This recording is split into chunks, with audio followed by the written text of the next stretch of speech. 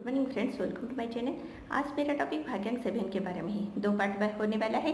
First part में ये बताऊंगी कि 7 का रोल क्या होता है, कैसे क्या सब कुछ, और नेक्स्ट पार्ट में हम भाग्यांक 7 का कंपाउंड भाग्यांक के बारे में डिस्कशन करेंगे।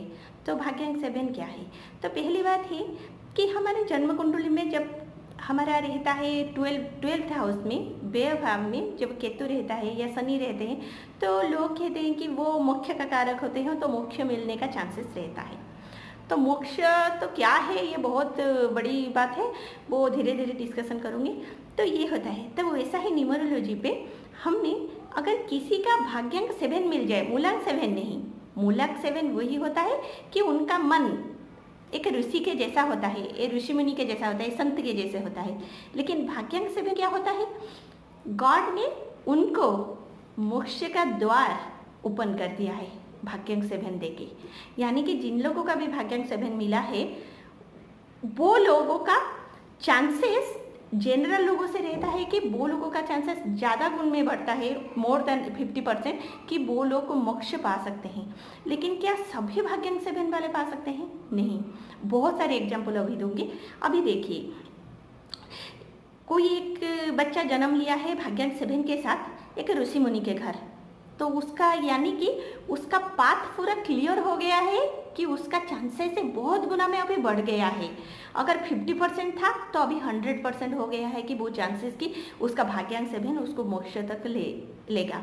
लेकिन वही बात मैं अगर करूं कि कोई एक बच्चा भाग्यांक 7 लेके जन्म हुआ है, एक अरबोपति और करोड़पति, या ले लीजिए कि एक बिजनेसमैन के घर में, तो वही चांसेस वो क्या होता है, कम हो जाता है, क्योंकि उसी के घर में वो बच्चों दिन से मोक्ष का पाथ के तरफ नहीं जाता है, बिजनेस कैसे सीखते हैं वही जाता है। तो ये दोनों प्रॉब्लम, ये एक एग्जाम्पल दिया हूँ। नेक्स्ट एग्जाम्पल क्या है?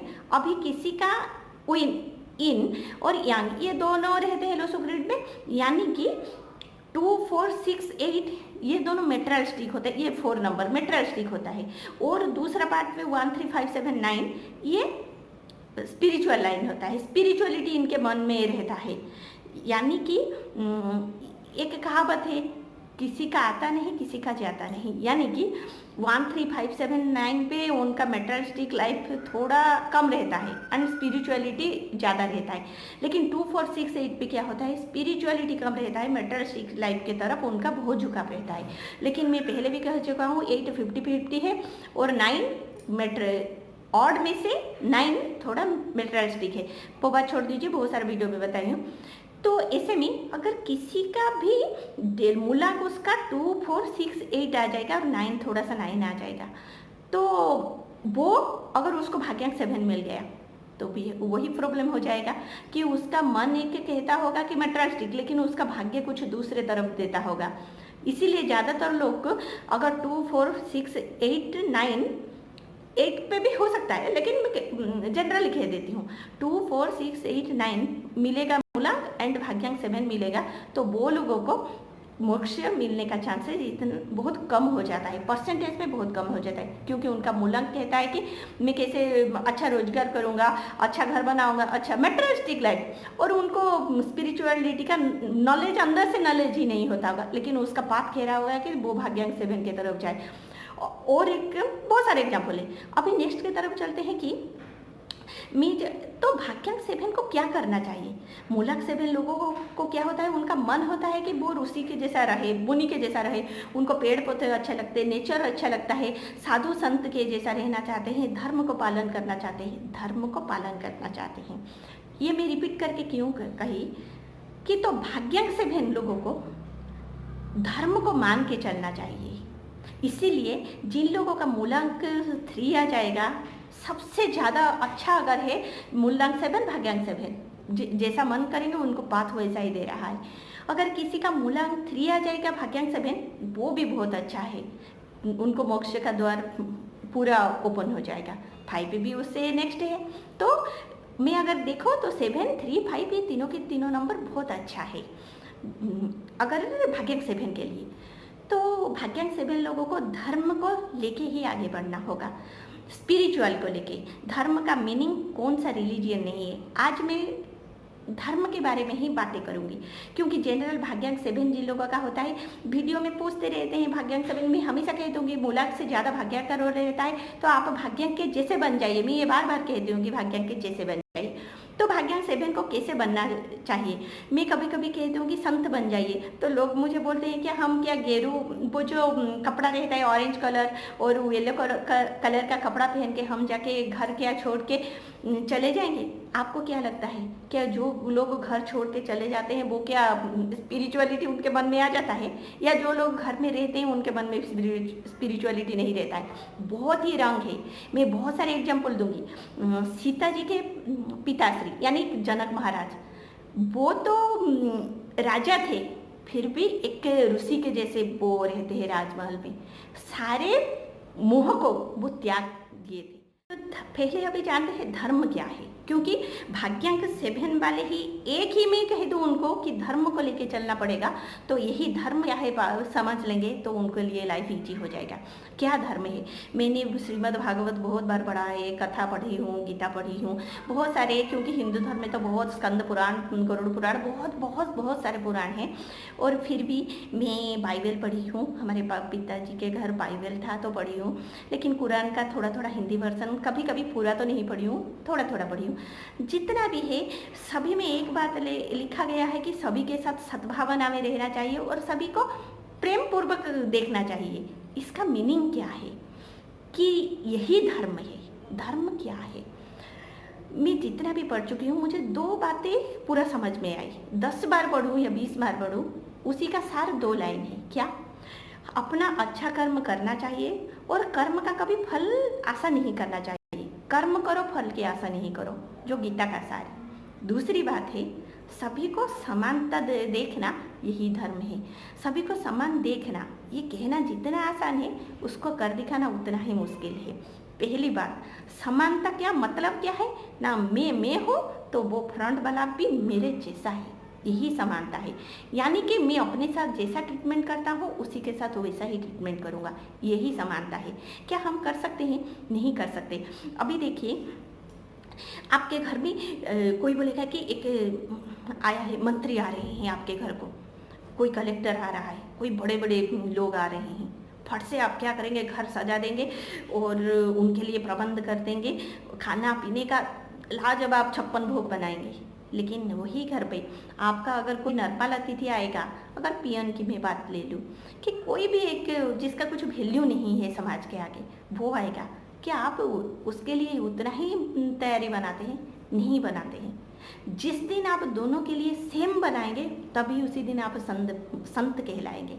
क्यों संत कहलाएंगे? इसी का आप देखिए, आपने देखे होंगे कि संत का ऋषि मुनि जब उनका आश्रम होता था, उनके आश्रम को कोई अगर आता था तभी उन्हीं का एक जगह रहता था बैठने के लिए, वो वहाँ पे बैठते थे। एक राजा भी आए तो उनके लिए एक सीट होता था या सीट दिया जाता था, लेकिन तो मुझे नहीं लगता है कि ऋषि मुनियों का एक ही रहता था, आए तो सभी नीचे बैठते थे। या कहाँ पे प्रबंध होता था? वही उन्हीं के संत के आश्रम को अगर कोई नॉर्मल आदमी भी अपना कुछ उसके घर में कुछ चल रहा होगा या कुछ भी प्रॉब्लम लेके आता होगा, तो वही राजा जो जगह पे बैठा था वही जगह पे वो बैठता था। संत नहीं कहता है नहीं नहीं तू उठ जा, वो जगह राजा का है। दूसरों, एक संत के लिए हर आदमी समान होता है। तो भाग्यांक 7 लोगों को धर्म का आचरण करना चाहिए, धर्म का पालन करना चाहिए। वो अगर एक संत, हम लोग एक दूसरे पे विभेद डालते हैं, डिफरेंसेस लाते हैं, लेकिन एक संत नहीं डालता। तो भाग्यांक 7 लोग को एक संत के जैसे व्यवहार करना पड़ेगा। और दूसरी एग्जांपल देती हूँ, हम अपना कपड़ा पहन लेते हैं, अगर 6 महीने या 2-3 महीने पहन लिए तो बहुत हो गया, उसके बाद अगर फटा नहीं भी होगा, अगर आपको लगता है कि आप वो ड्रेस, वो कपड़ा आपके पहन योग्य नहीं है, तो दूसरे के लिए कैसे वो पहन योग्य हो जाएगा? वो भी तो ह्यूमन है, हम ह्यूमन है। क्या डिफरेंस है हम में? कुछ भी डिफरेंस नहीं है। हम एक ह्यूमन है, वो एक ह्यूमन है, एक मनुष्य हम है, वो भी एक मनुष्य है, कुछ भी डिफरेंस नहीं। ये जो समझ पाएगा वही भाग्यांक 7 को लेके आगे बढ़ेगा।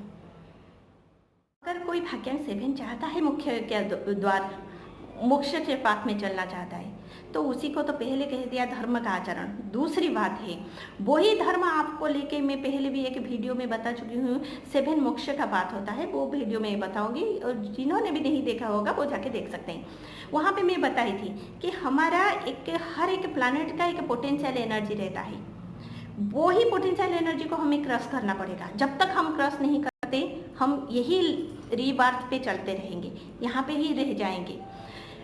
आप सुने होंगे बच्चे दिन पे पिक्चर होगा, लोग कहते हैं अरे पिक्चर में दिखाते हैं वो कोई माँ पिता माता या कोई मर जाने के बाद वो स्टार देखो वो मेरा माता है कि पिता है। ये सच्ची बात है क्या? अभी आप देखिए, अभी तो रामायण दे रहा था, वहाँ पे राम जी के श्री राम जी के गुरुदेव थे वशिष्ठ, ऋषि वशिष्ठ। अभी वो कहाँ पे हैं?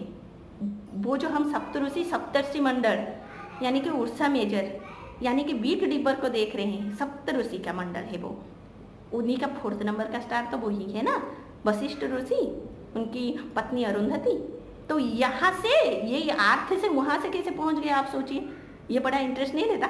मैं बच्चों दिन से सोचती थी यहाँ पे तो श्री राम जी के वशिष्ठ ये है, उनका भी तो नाम वशिष्ठ है।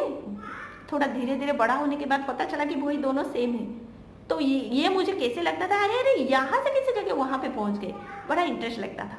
तभी जब मैं फिजिक्स पढ़ी, फिजिक्स के रूल्स के साथ ये बहुत अच्छा लगा। तो मैं उसके बाद पता चला कि मनुष्य जब मरने के टाइम में अच्छा कर्म करता रहेगा लाइफ लॉन्ग, जब उसका एनर्जी वो स्टोर करता रहेगा। हम एक चाबी देते हैं ना, एक टॉय आप ले लीजिए, एक टॉय पे हम घुमाते रहते हैं घुमाते रहते हैं घुमाते रहते हैं, जितना आप ज़्यादा घुमाते हैं वो वर्क डन पोटेंशियल एनर्जी को कन्वर्ट होता है, यानी कि स्थितिज शक्ति, रहने वाला शक्ति। उसके बाद उसको छोड़ दिए तो वो काइनेटिक एनर्जी पे कन्वर्ट होता है। तो वैसा ही हमारा लाइफ है, हम जितना लाइफ में वर्क डन करते चलेंगे, अच्छा वर्क डन करते चलेंगे, वो पोटेंशियल एनर्जी पे कन्वर्ट होता जाएगा। तभी वो उसके बाद आपके अंदर आप सबसे ज़्यादा एनर्जी ना किसी के पास रहता है, वो एक ऋषि मुनि के पास। वो सडन से ऐसे करेगा तो क्या क्या कर देता है आप सोचिए। हमें ये लगता है कि ये कहानियाँ नहीं है, मैं सोचती कि ये क्या कहानी है, नहीं। उसके बाद में जब फिजिक्स पढ़ी, धीरे धीरे धीरे धीरे पता चला कि नहीं नहीं ये सब कहानी नहीं, ये सच है। मेरे पास इसका भी बहुत प्रूफ है, प्रूफ के साथ साइंटिफिकली मैं कह चुकी हूँ कि विदाउट मैथमेटिक्स कुछ साइंस का वैल्यू नहीं है। तो ये मेरे पास बहुत मैथमेटिक्स का रोल है। तो उसके बाद पता चलता है कि ये सब सच है। तो आपको ये क्या करना पड़ेगा, जो आपको क्रॉस करना कैसे पड़ेगा, आपको वही पोटेंशियल एनर्जी गेन करना पड़ेगा, तो आप वहाँ पे जाके पहुँच सकते हैं। लेकिन